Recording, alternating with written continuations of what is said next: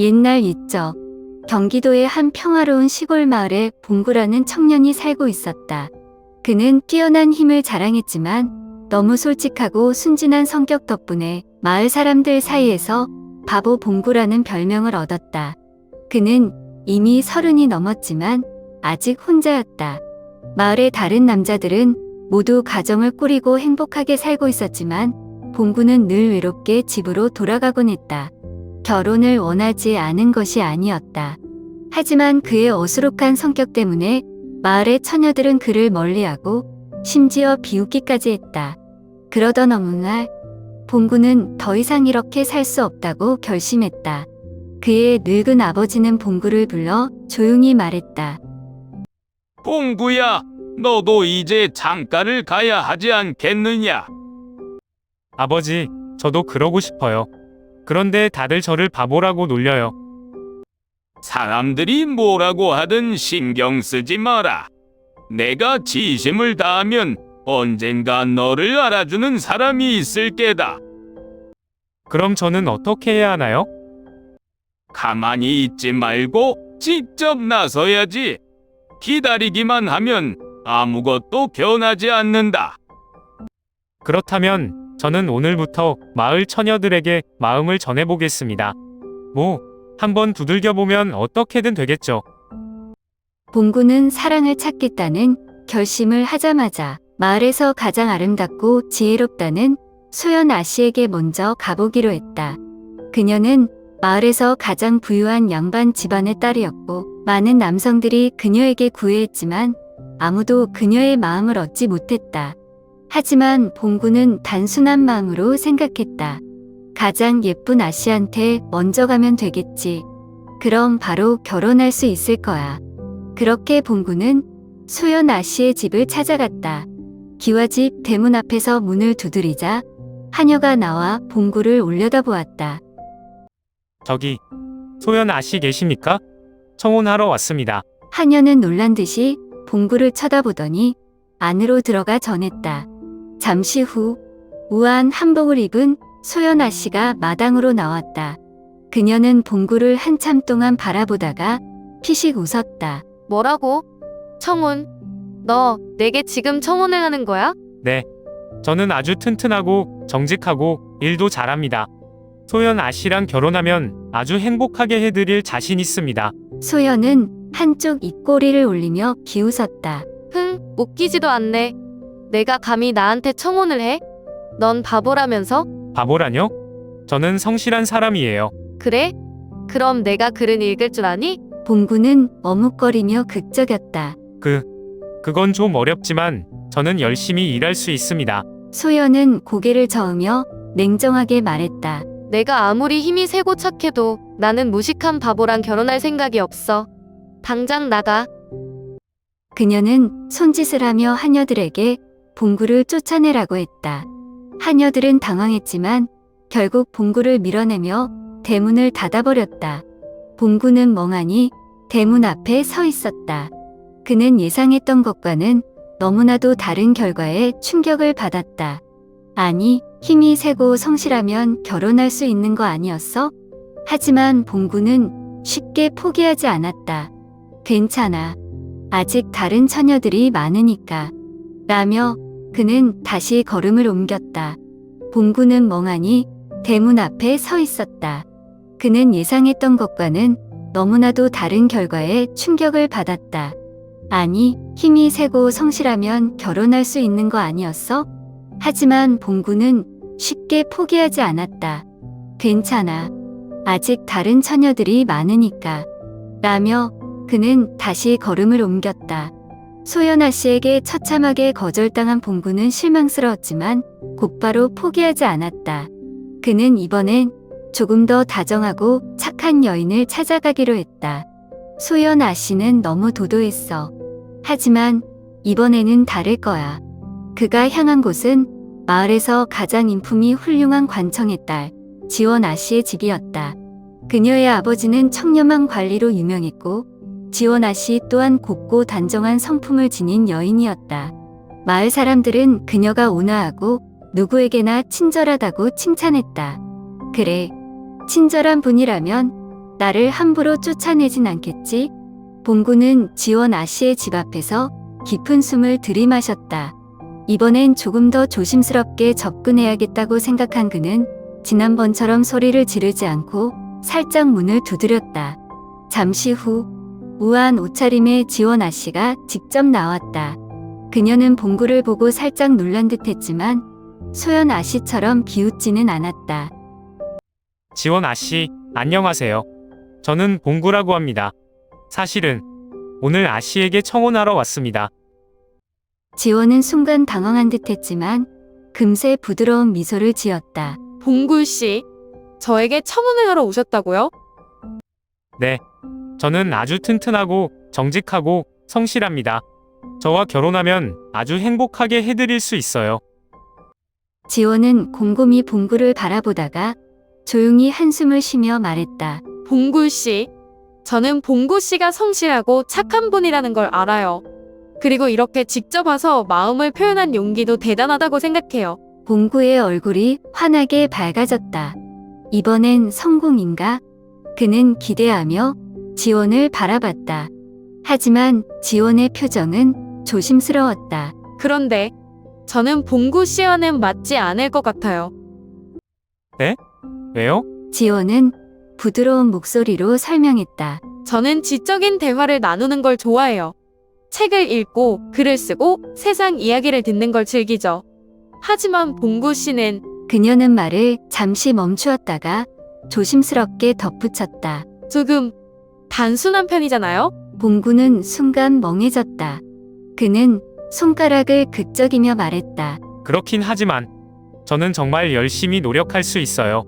꼭 똑똑해야 하나요? 지원은 미소를 지었지만 단호하게 고개를 저었다. 지금 당장은 그럴 필요가 없겠지만 저는 저와 같은 길을 걸을 수 있는 사람을 찾고 싶어요. 봉구 씨가 나쁜 사람이어서가 아니라 우리가 서로 너무 다르기 때문이에요. 그녀의 말은 냉정하지 않았지만 봉구에게는 뼈아팠다. 그는 조용히 고개를 끄덕였다. 그렇군요. 알겠습니다. 그래도 이렇게 친절하게 말씀해 주셔서 감사합니다. 지원은 미소를 지으며 말했다. 저는 봉구 씨가 언젠가 정말 잘 맞는 사람을 만날 거라고 생각해요. 그러니까 너무 낙심하지 마세요. 봉구는 슬픈 마음을 안고 지원 아씨의 집을 떠났다. 소연 아씨는 날 바보라며 비웃었고 지원 아씨는 너무 다르다고 했어. 그는 고개를 푹 숙였다. 그러나 곧 다시 힘을 내며 중얼거렸다. 그래, 아직 마을에는 다른 처녀들도 많잖아. 이번엔 꼭 성공하고 말겠어. 그렇게 봉구의 사랑 찾기 여정은 계속되었다. 봉구는 거절당했지만 전혀 낙심하지 않았다. 안 되면 될 때까지 하면 되지. 라는 단순한 신념을 가진 그는 매일같이 소연 아씨와 지원 아씨의 집을 찾아가 자신의 마음을 다시 전하려 했다.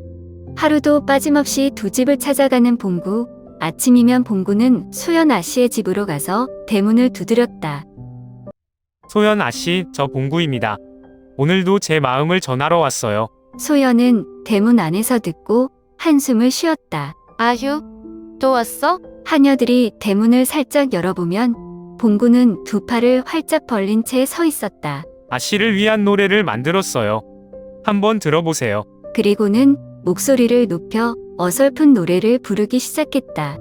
소연아 씨는 너무 예뻐에 의해 번쩍반짝. 얼굴이 환해요 하지만 성격이 조금 차가워요. 그래도 나는 사랑해요. 집안에서 듣고 있던 하녀들은 킥킥대며 웃음을 참지 못했다. 하지만 소연아 씨는 미간을 찌푸리며 말했다. 이 바보 같은 사람을 좀 어떻게 해봐. 하녀들이 대문을 닫으려 하자 봉구는 급히 외쳤다. 아씨, 내일 또 올게요. 소연은 짜증을 내면서도 어딘가 재밌다는 듯 피식 웃었다. 소연 아씨의 집에서 쫓겨난 봉구는 곧장 지원 아씨의 집으로 향했다. 이번엔 다정 목소리로 말했다. 지원 아씨, 오늘도 찾아왔습니다. 이번에는 특별한 노래를 준비했어요.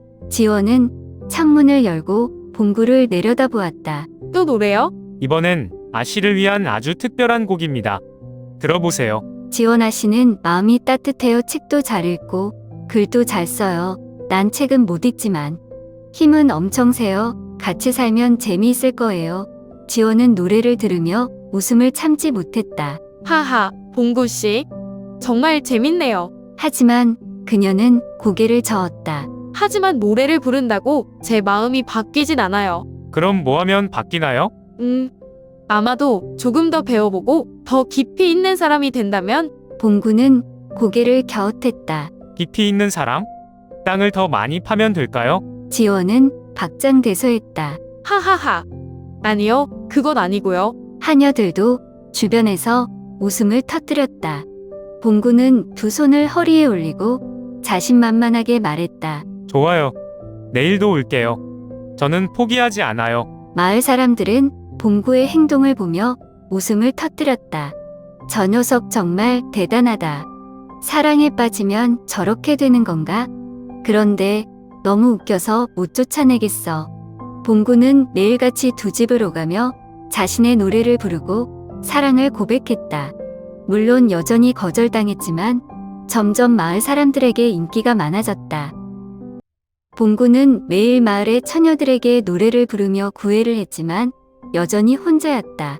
그러던 어느 날 그는 잠시 사랑 찾기를 멈추고 산에 올라 땔감을 모으기로 했다. 사랑도 중요하지만 겨울을 나려면 땔감이 있어야지. 그는 도끼를 둘러매고 깊은 산속으로 들어갔다. 나무를 모으던 도중 멀리서 다급한 말발굽 소리와 비명 소리가 들려왔다. 도와주세요. 아무도 없습니까? 가냘픈 여인의 목소리가 들려왔다. 봉구는 깜짝 놀라 소리가 나는 곳으로 뛰어갔다. 그곳에는 화려한 비단 옷을 입은 여인이 있었다. 그녀는 발목을 부여잡고 있었고 옷자락에는 피가 배어 있었다. 하지만 더 큰 문제는 그녀를 뒤쫓고 있는 산적들이었다. 봉구는 상황을 단번에 알아챘다. 저분이 쫓기고 있구나. 당장 도와야 해. 산적들은 수가 많았지만 봉구는 망설이지 않았다. 그는 있는 힘껏 땔감용 도끼를 휘둘러 땅에 꽂았다. 이봐. 약한 사람을 괴롭히다니 부끄럽지도 않냐? 산적들은 처음엔 봉구를 비웃었다. 하지만 그의 덩치와 우락부락한 근육을 보고는 약간 겁을 먹었다. 이놈 뭐야? 왜 이렇게 크냐? 저 도끼 봐. 우리 머리통도 날아가겠는데? 산적들은 고민하다가 결국 오늘은 운이 나쁜 날이군. 이라며 뒷걸음질 쳤다.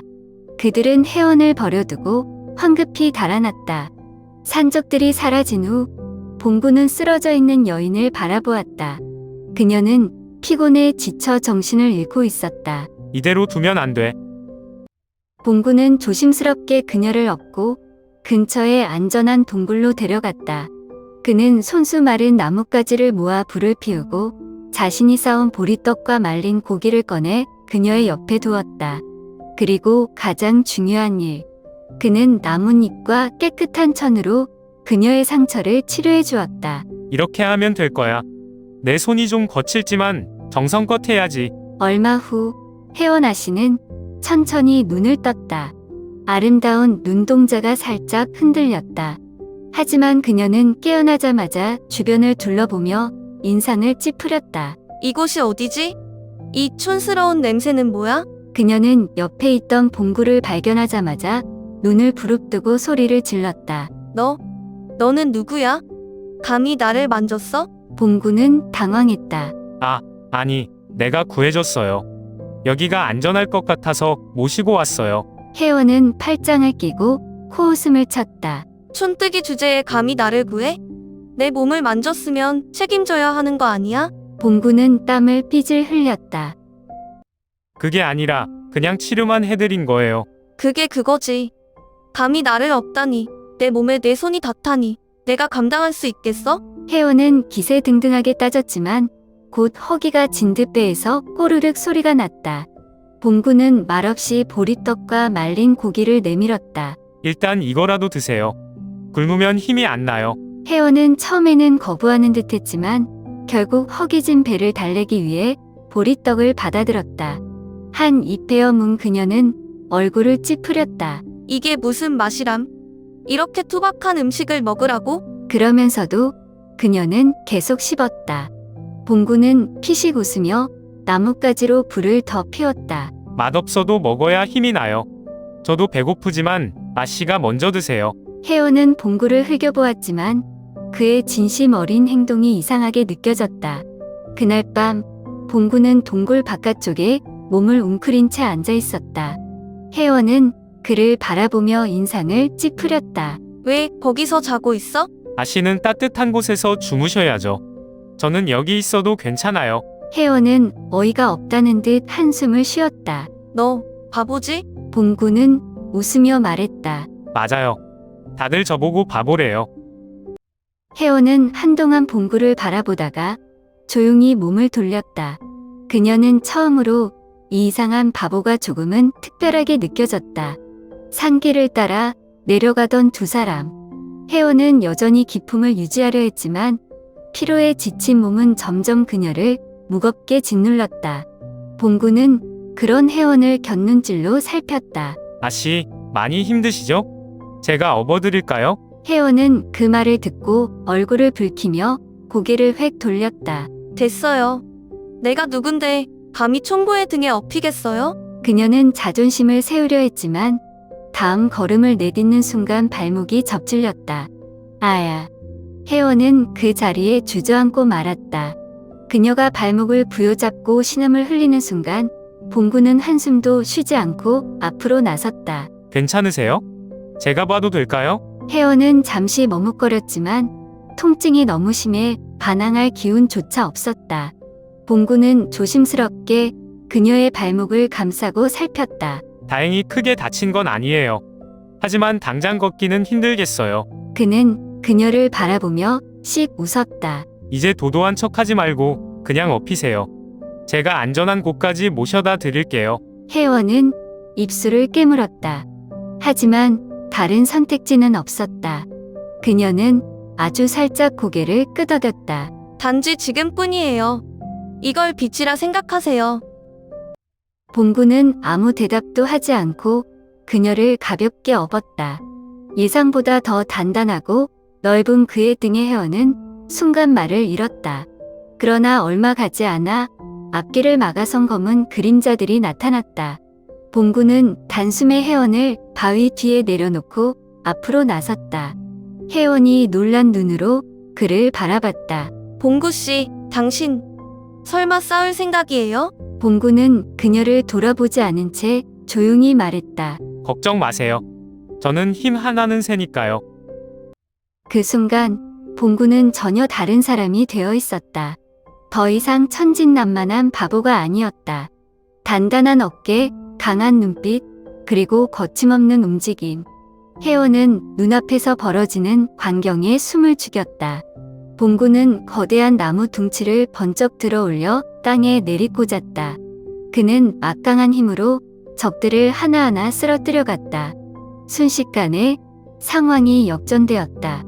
혜원은 자신도 모르게 봉구를 향해 손을 뻗었다. 이 사람이 바보라고? 아니야. 그는 나보다 훨씬 강한 사람이야. 잠시 후 주변은 조용해졌다. 봉구는 숨을 고르며 혜원을 바라보았다. 괜찮으세요, 아씨? 혜원은 멍하니 봉구를 바라보다가 살며시 고개를 끄덕였다. 당신은 대체 뭐죠? 봉구는 웃었다. 그냥 바보 봉구입니다. 하지만 아씨를 지키겠다고 마음먹었으니까요. 혜원은 처음으로 이 바보가 조금 다르게 보였다. 두 사람은 다시 길을 떠났다. 이번에는 혜원이 먼저 손을 내밀었다. 발목이 아직 아프니까 조금만 기댈게요. 괜찮죠? 봉구는 살짝 놀란 듯 했지만 곧 환하게 웃으며 말했다. 그럼요. 아씨가 기대고 싶으면 언제든 기대세요. 혜원은 피식 웃었다. 그녀는 지금까지와는 다른 감정을 느끼고 있었다. 이 사람과 함께 있으면 이상하게 마음이 편안해 혜원의 눈빛이 부드러워졌다. 그리고 그 순간부터 그녀의 마음속에서 봉구를 향한 감정이 조금씩 움트기 시작했다. 혜원은 봉구에게 생명의 은인을 넘어 점점 특별한 감정을 느끼기 시작했다. 그녀는 마침내 아버지 남대감에게 봉구를 소개했다. 남대감은 고고한 기품을 가진 사람이었다. 봉구를 본 순간 그는 얼굴을 찌푸렸다. 내가 내 딸을 꼬했다고? 네. 저는 혜원 아씨를 지키기 위해 뭐든 할 수 있습니다. 남대감은 단호하게 고개를 저었다. 우직한 힘만으로 내 딸을 얻을 수 있을 거라 생각하지 마라. 내 신분이 무엇이냐? 봉구는 어색하게 웃으며 대답했다. 저는 그냥 마을에서 나무를 하고 농사를 짓고 남대감은 코웃음을 쳤다. 이런 천한 신분으로 내 딸과 혼인을 꿈꾸다니 감히 어디서 그런 망상을 품었느냐? 혜원이 강하게 나섰다. 아버님, 봉구 씨는 단순한 촌부가 아니에요. 그는 저를 구했고 저를 위해 싸웠어요. 누구보다 강하고 정직한 사람이에요. 남대감은 흔들리지 않았다. 강하다고 해서 무조건 사위를 삼을 수는 없다. 내가 진정 그를 원한다면 그가 무과 시험에 합격해야 한다. 그리하여 정식으로 무관이 된다면 그때 허락을 고려하겠다. 혜원은 단호하게 고개를 끄덕였다. 좋아요. 봉구 씨는 할 수 있어요. 봉구는 놀라며 혜원을 쳐다봤다. 내가 시험을 본다고. 그날부터 봉구는 혜원의 지도 아래 무술을 배우기 시작했다. 처음엔 서툴렀다. 검을 휘두를 때마다 균형을 잃고 활을 쏠 때는 엉뚱한 곳으로 화살이 날아갔다. 이렇게 해선 절대 합격 못해요. 다시. 혜원은 엄격하게 가르쳤다. 그녀는 누구보다 봉구를 믿었고 그가 성장할 수 있다고 확신했다. 봉구도 포기하지 않았다. 매일 새벽부터 밤늦게까지 훈련을 거듭했다. 점점 그의 움직임이 날카로워지고 검술이 정교해졌다. 혜원은 이를 지켜보며 속으로 감탄했다. 이 사람, 진심이야. 어느 날 혜원의 외조부가 계신 강릉으로 떠나야 했다. 길은 험했고 혜원은 봉구와 함께 떠났다. 하지만 도중에 산적들이 나타났다. 이들은 이전에 봉구가 쓰러뜨린 산적의 형제들이었다. 이번에는 더욱 많은 인원으로 보복하러 온 것이었다. 혜원은 긴장했다. 봉구 씨, 괜찮겠어요? 봉구는 자신감 있게 대답했다. 물론이죠. 전 이제 예전의 봉구가 아닙니다. 그리고 전투가 시작되었다. 산적들이 몰려들었지만 이번에 봉구는 예전과 달랐다. 그는 정확한 검격으로 적을 제압했고 활을 이용해 멀리 있는 적을 쓰러뜨렸다. 혜원은 놀랄 수밖에 없었다. 이렇게 강해지다니. 그는 한 명, 또 한 명 쓰러뜨리며 마침내 산적의 두목과 맞섰다. 산적 두목은 거대한 칼을 들고 봉구를 노렸다. 봉구는 침착하게 상대의 움직임을 분석한 뒤 순간적으로 발을 돌려 회피했다.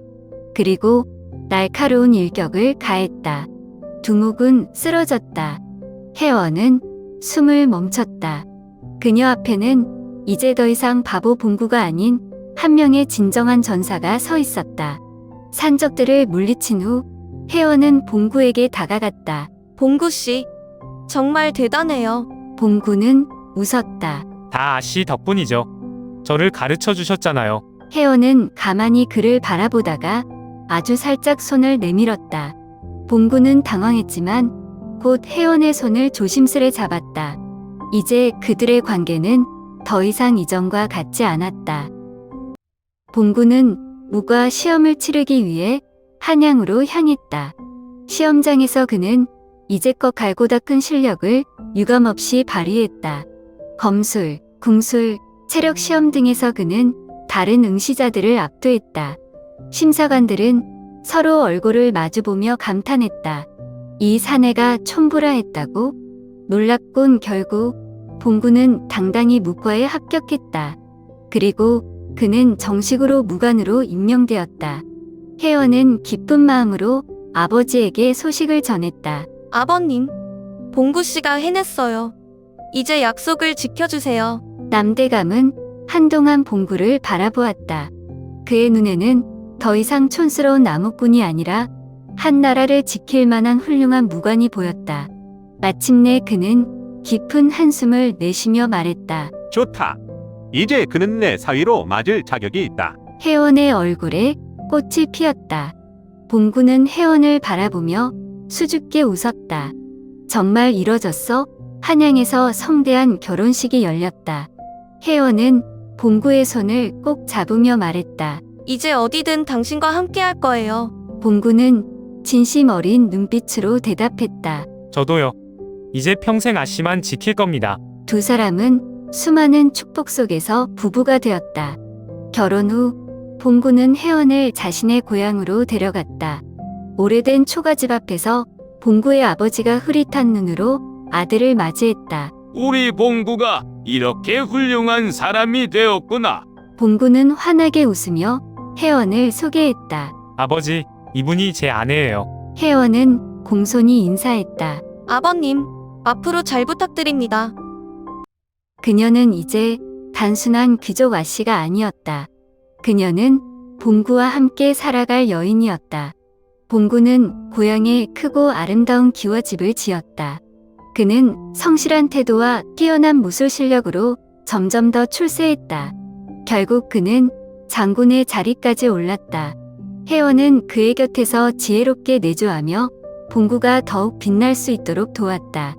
그들은 모든 사람들에게 부러움을 사는 부부가 되었다.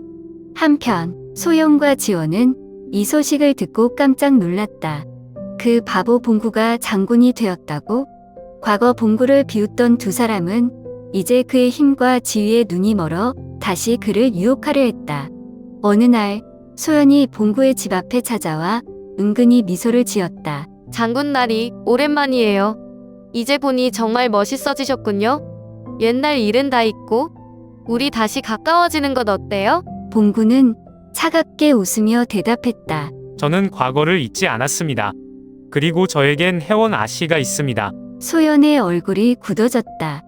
지원도 뒤늦게 찾아와 애교를 부리며 말했다. 저도 봉구 씨가 이렇게 될 줄 알았더라면 그때 더 잘 대해드릴 걸 그랬네요. 그러나 봉구는 단호했다. 그때 저는 바보였겠지만 지금은 제게 소중한 사람이 있습니다.